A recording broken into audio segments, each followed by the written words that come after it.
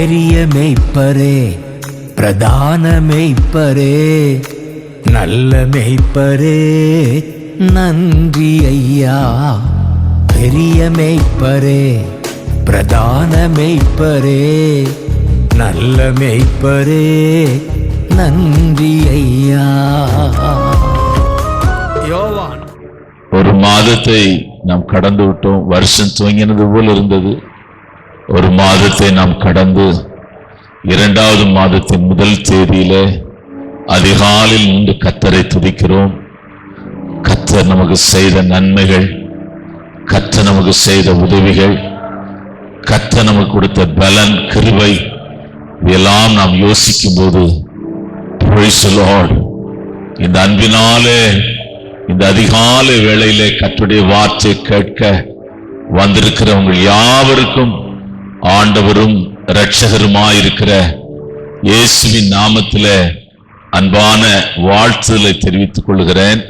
இந்த மாதத்தின் வாக்குத்தத்தம் என்னவென்றால் 2 கொரிந்தியரின் புத்தகம் 7ஆம் அதிகாரம் 6ஆம் வசனம். அருமையான இந்த மாதத்தின் வாக்குத்தத்தம், ஆறுதலின் தேவனாய் நான் இருக்கிறேன். ஆம் ஆம், சிறுமைப்பட்டவர்களுக்கு ஆறுதல் செய்கிற தேவன். அருமையான ஆண்டுடைய பிள்ளைகளை, வருஷத்தின் துவக்கத்திலே கர்த்தர் நமக்கு நல்ல வாக்குத்தத்தத்தை கொடுத்தார். திறந்த வாசலை நான் உனக்கு முன்னே வைத்திருக்கிறேன் என்று கர்த்தர் வாக்கு பண்ணினார். நாம் ஒரு மாதத்தை கடந்து அந்த வாக்குத்தத்தம் நிறைவேறும்படியாய் காத்திருக்கிறோம். நம்முடைய ஜீவிய ஆவிக்குரிய வாழ்க்கையின் ஜீவியம் 3 போராட்டங்கள் நிறைந்தது. 1, மாம்சம் நம்மோடு கூட போராடுகிறது. 2, பொல்லாத ஆவிகள் நம்மோடு கூட போராடுகிறது. 3வது, உலகம் நம்மோடு கூட போராடுகிறது. இதன் வழியாய்தான் நீங்கள் வாக்குத்தத்தங்களை எல்லாம் சுதந்தரித்துக் கொள்ள வேண்டும். இஸ்ரவேல் ஜனங்களுக்கு கர்த்தர் கொடுத்த வாக்குத்தத்தம், எகிப்திலே அவர்கள் சிறுமைப்பட்டிருந்த போது, எகிப்திலே அவர்களுடைய அருமையான வாழ்க்கை கசந்து போயிருந்த நேரத்தில் கர்த்தர் மோசேயை கொண்டு சொன்ன வார்த்தை, நான் உங்களுக்கு கானான் என்னும் தேசத்தை உங்களுக்கு தருவேன், அது பாலும் தேனும் ஓடுகிற தேசம், அரணிப்பான கட்டடங்களிலே நீங்கள் குடியிருப்பீர்கள் என்று வாக்குத்தத்தத்தை கர்த்தர் அவர்களுக்கு கொடுத்தார்.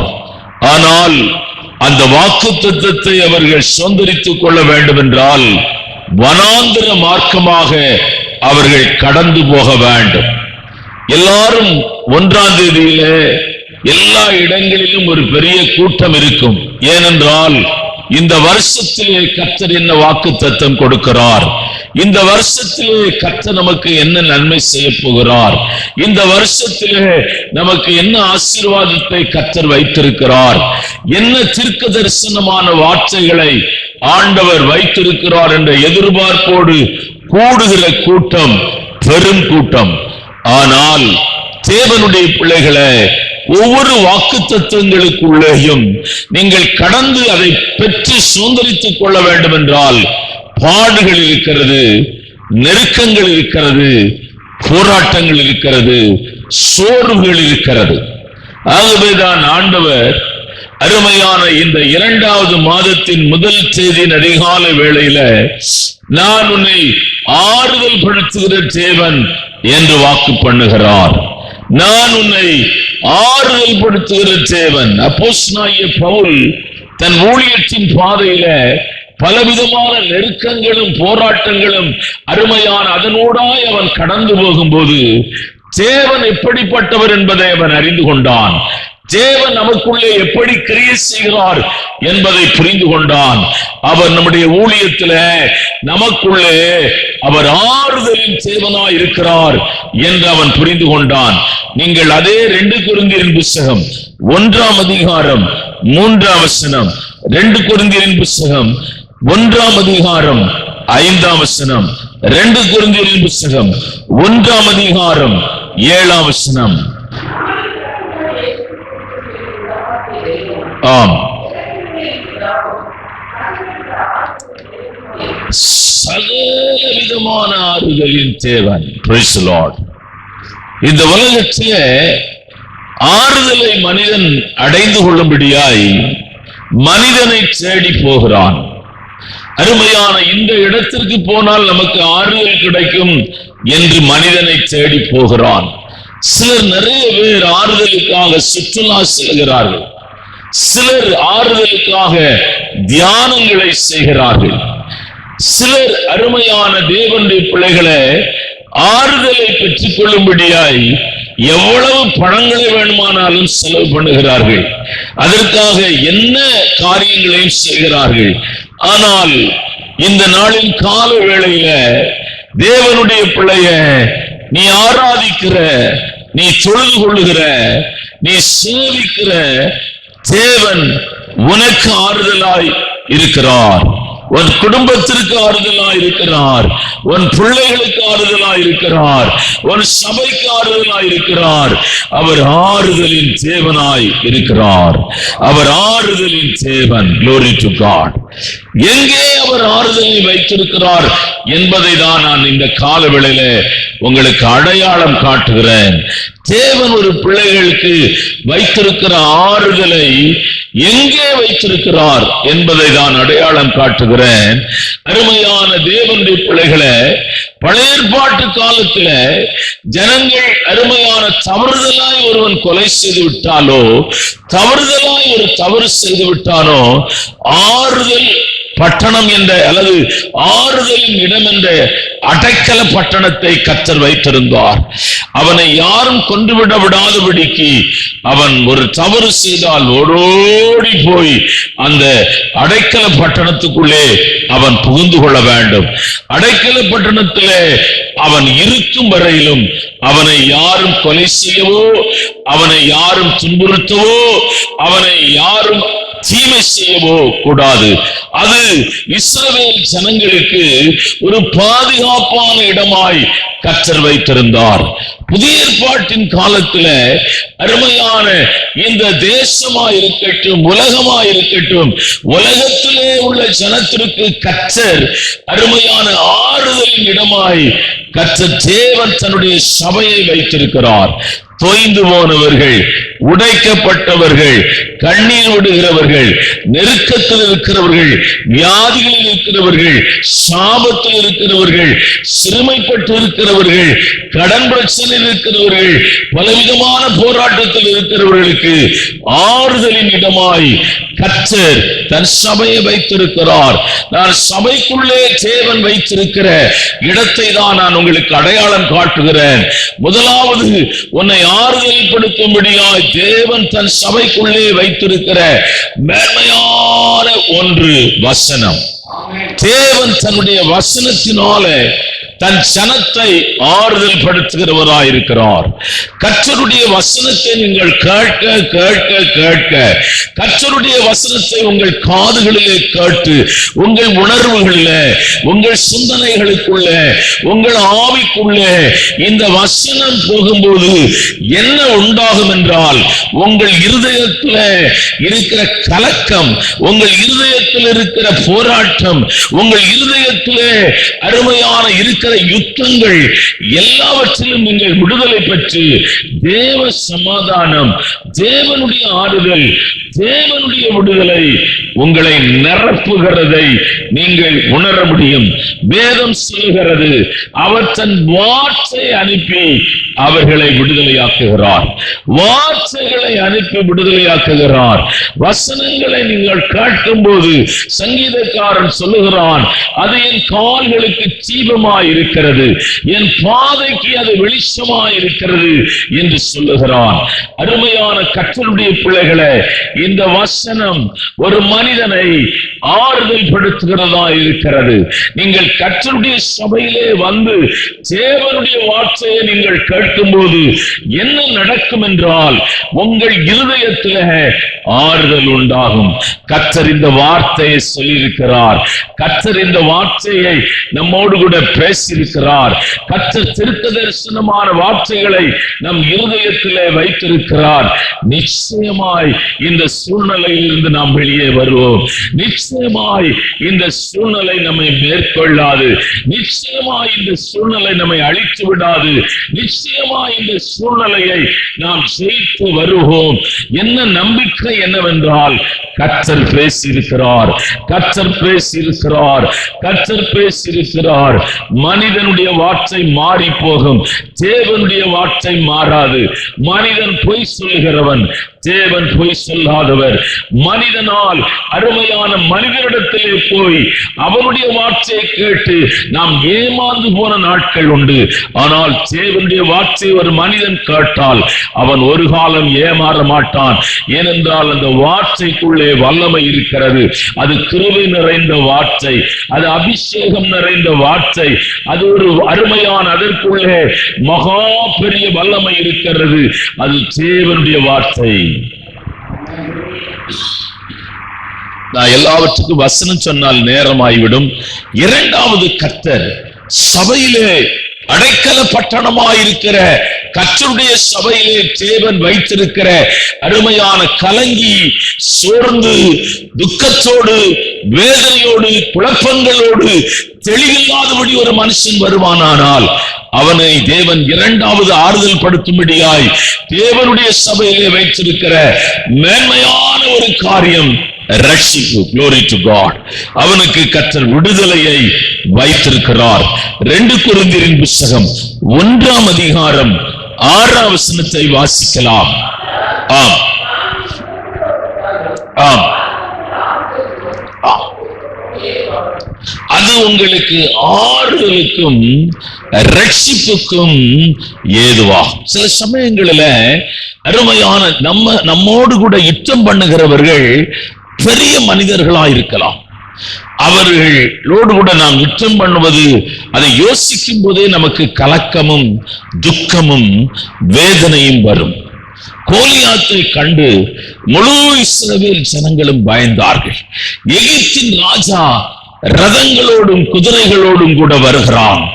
ஆனால் அருமையான பின்னாடி திரும்பி பார்த்தால் அருமையான பார்வோனும் அவனுடைய சேனையும், முன்னே பார்த்தால் அருமையான செங்கடல், அருமையான பெரிய கடல் சமுத்திரம் அவர்களுக்கு முன்னே இருக்கிறது. ஒரு பக்கம் சமுத்திரம், இன்னொரு பக்கம் ராஜா தன் குதிரைகளோடு கூட வருகிறான். வாக்குத்தத்தமோ மகா பெரியது. வாக்குத்தத்தம் என்ன? கானானை தருவேன் என்ற வாக்குத்தத்தம். கானானை உங்களுக்கு சொந்தமாக்கி நீங்கள் கொள்வீர்கள் என்று வாக்குத்தத்தம். ஆனால் வாக்குத்தத்தம் பெருசாய்தான் இருக்கிறது. வாக்குத்தத்தத்தை கேட்கும் போது மகிழ்ச்சியாய்தான் இருக்கிறது. வாக்குத்தத்தத்தை கேட்கும் போது ஆவியிலே உற்சாகம் உண்டாகிறது. ஆனால் பின்னே திரும்பி பார்த்தால் துக்கம் வருகிறது, முன்னே பார்த்தால் வேதனை வருகிறது. மரணமே இல்லாமல் வேறு ஒன்றும் அருமையான நமக்கு சம்பவிக்க போகிறது இல்லை. நாம் ஏமாந்து விட்டோம் என்ற எண்ணமெல்லாம் அருமையான முறுமுறுக்கிற எண்ணம், புலம்புகிற எண்ணம், துக்கப்படுகிற எண்ணம் நம்முடைய இருதயத்திலே வந்து கொண்டே இருக்கும். ஆனால் இந்த சூழ்நிலையில உன்னை கர்த்தர் ஆறுதல் படுத்த மகா பெரிய ரட்சிப்பை தேவன் வைத்திருக்கிறார். அருமையான கர்த்தருடைய பிள்ளைகளை, அவர்களுக்கு செங்கடலுக்கூடாய் கர்த்தர் ரட்சிப்பை வைத்திருந்தார். அந்த ரட்சிப்பு மகா பெரியது. ஏனென்றால் சமுத்திரத்திலே அந்த அப்படிப்பட்ட ஒரு அற்புதத்தை உலகம் உண்டானது முதல் அருமையான இதுவரையிலும் அப்படிப்பட்ட ஒரு அற்புதம் நடந்ததே இல்லை. அப்படிப்பட்ட ஒரு அற்புதத்தை யாரும் கண்டதே இல்லை. அப்படிப்பட்ட ஒரு அற்புதத்தை யாரும் பார்த்ததில்லை. ஆண்டவருடைய பிள்ளையே, உனக்கு தேவன் வைத்திருக்கிற அற்புதம், உனக்கு தேவன் செய்ய போகிற அற்புதம் மகா பெரியதாயிருக்கும். அது உன் கண்களுக்கு புலப்படாது, உன் சிந்தனைகளுக்கு புலப்படாது, உன் எண்ணங்களுக்கு புலப்படாது. உன்னை அருமையான மற்றொருடத்தில் நீ அந்த ரட்சிப்பை குறித்து தேவன் மகா பெரிய ரட்சிப்பை எனக்கு வைத்திருக்கிறார் என்று சொன்னால் உன்னுடைய மனதே உன்னை பார்த்து சிரிக்கும், உன்னுடைய எண்ணமே உன்னை பார்த்து சிரிக்கும், உலகமே உன்னை பார்த்து சிரிக்கும், உறவினர்கள் உன்னை பார்த்து சிரிப்பார்கள். ஆனால் கர்த்தர் உனக்காக வைத்திருக்கிற அருமையான ரட்சிப்பு மகா பெரியது. கர்த்தர் உனக்காக வைத்திருக்கிற விடுதலை மகா பெரியது. உனக்காக தேவன் வைத்திருக்கிற மீட்பு மகா பெரியது. Glory to God. இரண்டாவது நீங்கள் பார்க்கிற காரியம், அருமையான கோலியாத்தை அருமையான ஒரு சின்ன கூழாங்கல் கொண்டு போடும் என்று யாருமே நினைத்து பார்த்திருக்க மாட்டார்கள். ஒரு சின்ன கூழாங்கலின் மூலமாய் முழு இஸ்ரவேல் சேனைகளுக்கும் முழு இஸ்ரவேல் ஜனங்களுக்கும் கர்த்தர் மகா பெரிய ரட்சிப்பை வைத்திருக்கிறார். சபையிலே தேவன் உனக்கு அருமையான ரட்சிப்பை வைத்திருக்கிறேன் என்று வாக்கு பண்ணுகிறார். இந்த இரண்டாவது மாதத்துல நான் உனக்கு சொன்ன வாக்குத்தத்தம் திறந்த வாசலை உனக்கு முன்னே வைத்திருக்கிறேன். உனக்கு கொஞ்ச பலன் இருந்தும் என நீ பின்பற்றி வந்ததை நான் மறக்கவில்லை. என் வாக்குத்தத்தத்தை நான் நிறைவேற்ற வல்லவராய் இருக்கிறேன். என் வாக்குத்தத்தம் உன் வாழ்க்கையிலே நிறைவேறும்.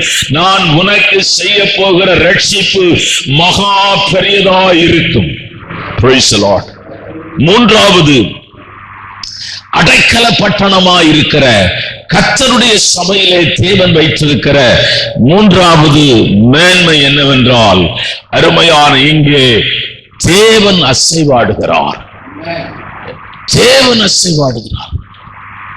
இருளிலே இருக்கிற ஒரு மனுஷன் இந்த சபையாயிருக்கிற தேவ சமூகத்திலே வந்து அவன் வெளியே போகும்போது அவனை இதுவரையிலும் இருள் பின்பற்றினது, இதுவரையும் சாபம் அவனை பின்பற்றினது, இதுவரையும் மரணத்தின் துக்கத்திலே அவன் இருந்தான். ஆனால் கர்த்தருடைய சபையிலே வந்து ஆராதித்து கர்த்தருடைய சமூகத்திலே நேரத்தை செலவு பண்ணி கர்த்தருடைய சமூகத்திலே நாம் இருந்து வெளியே போகும்போது ஆவியானவர் உன்னை பின்தொடர்ந்து வருவார். தேவ தூதர்கள் உன்னை பின்தொடர்ந்து வருவார்கள். இதெல்லாம் காட்டிலும் தேவன் உன்னை பின்தொடர்ந்தே வருவார். அது உன கண்களுக்கு புலப்படாது, உன் கண்களுக்கு புலப்படாது. இருள் ஒரு மனுஷனை பின்தொடர்ந்தே போகிறது. இருள் ஒரு மனுஷனை அழிக்கும்படியாய் வேதம் சொல்லுகிறது. அவன் மனுஷ கொலைபாதகன், மனுஷனை அழிக்கவும் கொல்லவும் வருகிறான் என்று எழுதப்பட்டிருக்கிறது. உனக்குள்ளே துக்கத்தை அதிகரித்து, வேதனையை அதிகரித்து, பயத்தை அதிகரித்து, அருமையான இழப்பை அதிகரித்து, தோல்வியை அருமையான அதிகரித்து, வாழவே முடியாது என்ற நம்பிக்கைக்குள்ளே அவன் உன்னை கட்டி விடுவான். ஆனால் தேவனுடைய சபையிலே நீ வந்து போகும்போது என்ன நடக்கும் என்றால், கர்த்தர் உன்னை பின்தொடர்கிறவராயிருப்பார். பரிசுத்த ஆவியானவர் உன்னை பின்தொடர்கிறவராயிருப்பார். கர்த்தருடைய தூதர்களுடைய மறைவிலே நீ வந்து விடுவாய். அருமையான தேவ, எவ்வளவு பெரிய பிரச்சனைகளுக்குள்ளே நீ கடந்து போனாலும் கர்த்தர் கூட வருகிறவராயிருந்தால் அதை காட்டில் நமக்கு இந்த உலகத்திலே யார் வேண்டும்? யார் தேவை? யார் வேண்டும்? இப்பொழுது காண்கிற மனைவியா இருக்கட்டும், இப்பொழுது இருக்கிற புருஷனா இருக்கட்டும், இப்பொழுது இருக்கிற பிள்ளைகளா இருக்கட்டும், இப்பொழுது இருக்கிற பணம் பொருட்களா இருக்கட்டும், எல்லாம் நம்மை விட்டு பிரிந்து போகிறவை. ஆனால் நம்மோடு கூட இருப்பேன் என்று வாக்குத்தத்தம் பண்ணினவர். நீங்கள் சங்கீதக்காரன் சொல்லுகிறான், மரண பள்ளத்தாக்கிலே என்னை ரொம்ப தொட்ட வசனம் அதுதான். சங்கீதம் 23:4 வாசிக்கலாம். நான் மரண இருளின் பள்ளத்தாக்கிலே நடந்தாலும் பொல்லாப்புக்கு பயப்படேன், ஏனெனில் தேவரீர் என்னோடு கூட இருக்கிறீர்.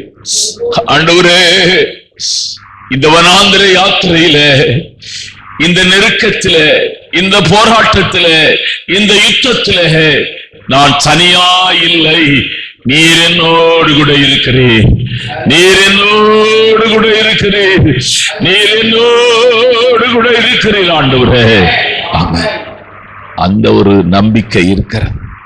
அது நம்மை அதிகமாய் ஆறுதல் படுத்துகிற ஒன்று. அதிகமா யோசுவாவை பார்த்து 1ஆம் அதிகாரம் 5ஆம் வசனத்தை வாசித்தால், மோசே இருக்கும் கால வரையிலும் இஸ்ரவேலர்கள் ஆறுதலா இருந்தார்கள்.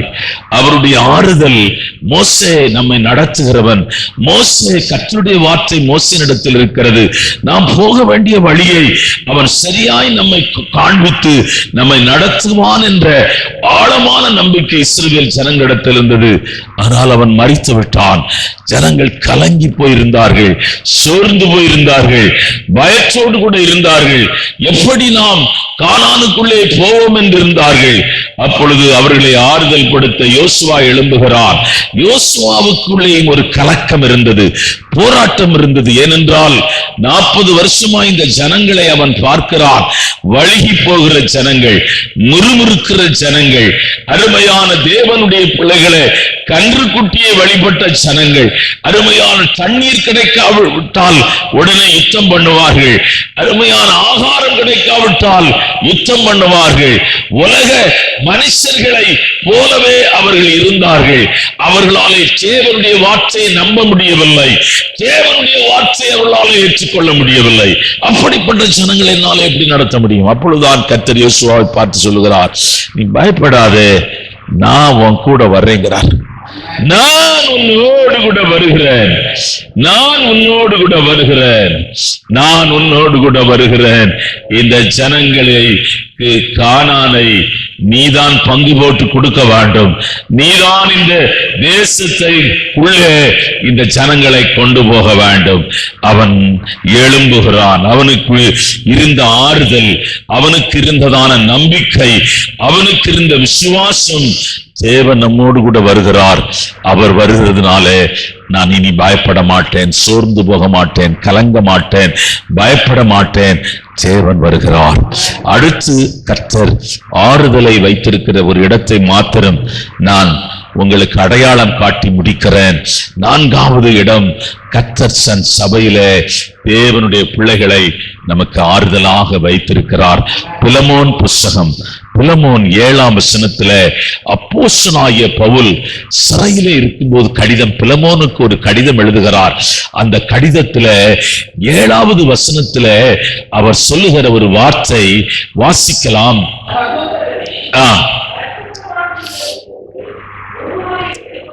சகோதரனே, பரிசுத்தவான்களுடைய உள்ளங்கள் உன்னாலே இளைப்பாறினபடினால்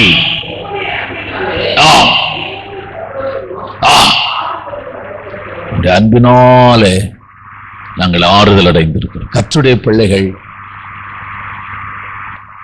அதிகமாய் நான் பார்க்க துக்கத்திலே நம்மோடு கூட வந்து நிற்கிறவர்கள், நம்முடைய துக்கத்திலே நமக்காக செபிக்கிறவர்கள், நாம் கட்டுகளிலும் காவல்களிலும் இருக்கும்போது ஜெபம் பண்ணுகிறவர்கள், வியாதியா இருக்கும்போது செபிக்கிறவர்கள், அருமையான பலவிதமான பிரச்சனைகளில் இருக்கிறவர்கள், செபிக்கிறவர்கள் கர்த்தருடைய பிள்ளைகள் தான். அவர்கள் உங்களுடைய உறவினர்கள் கிடையாது, உங்கள் இரத்த சம்பந்தமானவர்கள் கிடையாது. ஆனால் ஆச்சரியம் என்னவென்றால் அவர்கள் உனக்காக அழுகிறார்கள். கர்த்தருடைய ஊழியக்காரன் உனக்காக திறப்பின் வாசலிலே நிற்கிறார். தேவனுடைய பிள்ளைகளே, உங்கள் ஆசீர்வாதத்திற்காக, உங்கள் பிள்ளைகளின் ஆசீர்வாதத்துக்காக, உங்கள் குடும்பத்தின் ஆசீர்வாதத்துக்காக, உங்கள் சரீரத்தின் சுகத்துக்காக, உங்கள் பலத்துக்காக சபை விண்ணப்பம் பண்ணுகிறது. நீங்கள் உயர வேண்டும் என்று உன்னோடு கூட பிறந்தவன் ஜெபிப்பானா? யோசித்து பாருங்கள். ஒரு காலம் ஜெபிக்க மாட்டார்கள். நீ வளர வேண்டும் என்ற விருப்பம் உன் சொந்தக்காரனுக்கு கிடையாது, உன் உறவினருக்கு கிடையாது, உன்னோடு கூட அருமையான நடக்கிற நண்பர்களுக்கு கிடையாது, உன்னோடு கூட ஒவ்வொரு நாளும் நீ சந்திக்கிற எந்த மனுஷனும் அப்படி எதிர்பார்க்க மாட்டான். நீ வளர வேண்டும், ஆசீர்வாதமா இருக்க வேண்டும், பெருக வேண்டும், நன்மையை சுதந்திரித்துக் கொள்ள வேண்டும் என்று நினைக்க மாட்டான். ஆனால் கர்த்தருடைய பிள்ளைகள் அப்படி அல்ல. நீ ஆசீர்வாதமா இருக்க வேண்டும், உன் பிள்ளைகள் அருமையான ஆசீர்வாதமா உள்ளவனாய் இருக்க வேண்டும். நீ செழித்திருக்க வேண்டும். நீ பெருக வேண்டும். பிலமோனே, நீ பரிசுத்தவான்களுக்கு ஆறுதலாய் இருக்கிறாய். உன் அன்பு மகா பெரிது என்று எழுதுகிறான். கர்த்தருடைய சபையிலே அடைக்கல பட்டணமாய் இருக்கிற தேவனுடைய சபையிலே இருக்கிற மகா பெரிய ஆறுதல் என்னவென்றால், அங்கே கூடி வருகிற தேவனுடைய பிள்ளைகள் நமக்காக சிரிக்கிறார்கள். அது நமக்கு கர்த்தர் வைத்திருக்கிற மகா பெரிய ஆறுதல். நாம் அப்படியே ஜெபம் பண்ணுவோம். நல்ல ஆண்டவரே, மகு ஸ்தோத்திரம் ஐயா. இந்த முதல் தேதியில் நம்முடைய பிள்ளைகளை ஆசீர்வதிக்கிறேன். இன்னை நடக்கிற எல்லா ஆராதனையும் ஆசீர்வதிக்கும். மூலக்குளத்தில் நடக்கிற ஆராதனை ஆசீர்வதி. பூத்துறை நடக்கிற ஆராதனை ஆசீர்வதி. இங்கே காலை வேளை மாலை வேளை எல்லா ஆராதனை கர்த்தருடைய பந்தியை ஆசீர்வதி. உடைய மகிமையான கரத்தில் எல்லாவற்றையும் வைக்கிறோம். இயேசுவின் நாமத்தில் செபிக்கிறோம் பிதாவே. என் ஆத்துமாவே கர்த்தரை ஸ்தோத்திரி, என் முழுவதுமே பரிசுத்த நாமத்தை ஸ்தோத்திரி. என் ஆத்துமாவே கர்த்தரை ஸ்தோத்திரி, அவர் செய்த சகல உபகாரங்களை மறவாது. கர்த்தராகிய இயேசு கிறிஸ்துவின் கிருபையும் பிதாவுடைய அன்பும் பரிசுத்த ஆவியானவருடைய அந்யோன்ய ஐக்கியமும் இந்த கால வேளையிலே வந்த ஒவ்வொருவரோடும் விசேஷ விதமாயிருப்பதாக. ஆமென். கர்த்தருடைய ஆசீர்வாதம்.